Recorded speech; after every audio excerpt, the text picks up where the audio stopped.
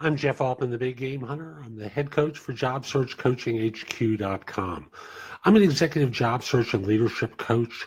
I've worked with hundreds of thousands of people in my career in search, and I thought I would use the NFL draft as an example of a way to handle your negotiations.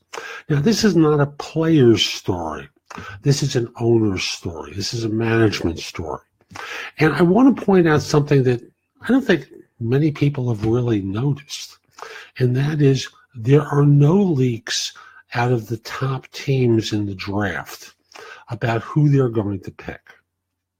Why do you think that is? Answer: leverage, power. It puts them in an advantaged position if there's another team that wants to capture that draft pick. For example, Cleveland.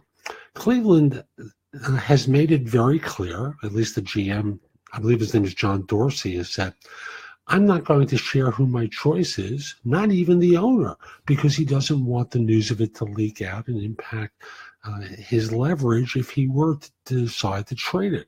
He also has the number 4 pick. Same thing there. The Giants at number 2. Now, even if the Browns take one of the 2 top quarterbacks, will the Giants do that, or do they want to take a particular player at another position? And if the Browns don't take a quarterback there, you get the idea.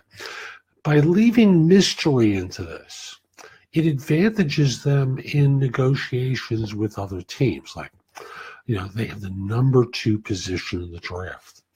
And as such, would you trade out of that position? What kind of a draft haul would you want from that? Would you trade out of that position if a particular player that you want isn't there?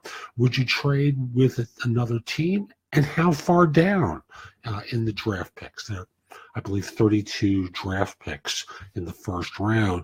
These are all the top players from college that are eligible.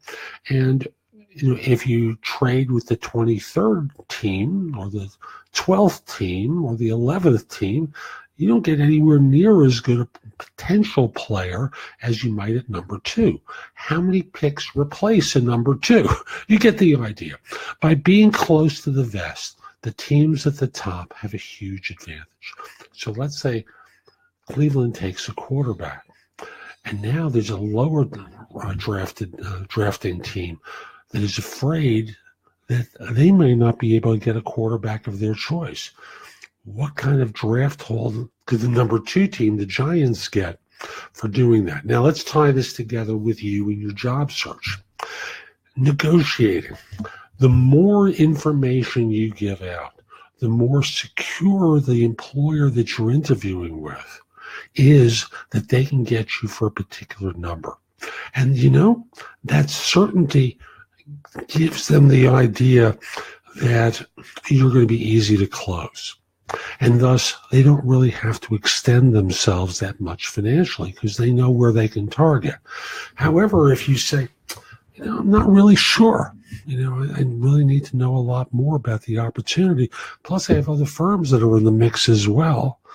Well, the impact of that is nervousness, at least until the very end when they're saying, look, we need to get a sense of what number you're going to look for. Now, we're budgeted at such and such.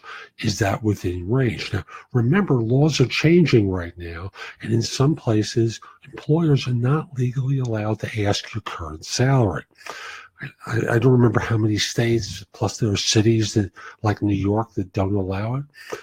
So recognize that you have an advantage now by not revealing information. Now, once the offer is made and accepted, you have an application to fill out, and if they determine that you've lied on the application, they can fire you. So that part is not part of the any lexicon there. What you want to be doing is withholding certainty from them so that they're always on good behavior selling to you, presenting themselves in the best possible light. so that in this way you have maximum leverage, just like the teams in the NFL draft. So I hope you found this helpful. If you're interested in one-on-one coaching from me, not just simply with negotiating, which I do very well, but also with interview preparation, having your resume and LinkedIn profile critiqued, what's actually going on behind the scenes, getting yourself ready for second or third interviews.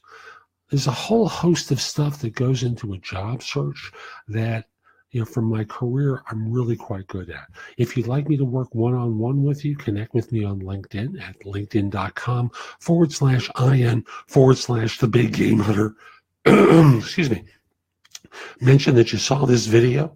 I'm always liking to hear that what I've done has an effect. And once we're connected, reach out to me for coaching. I'd love to meet with you.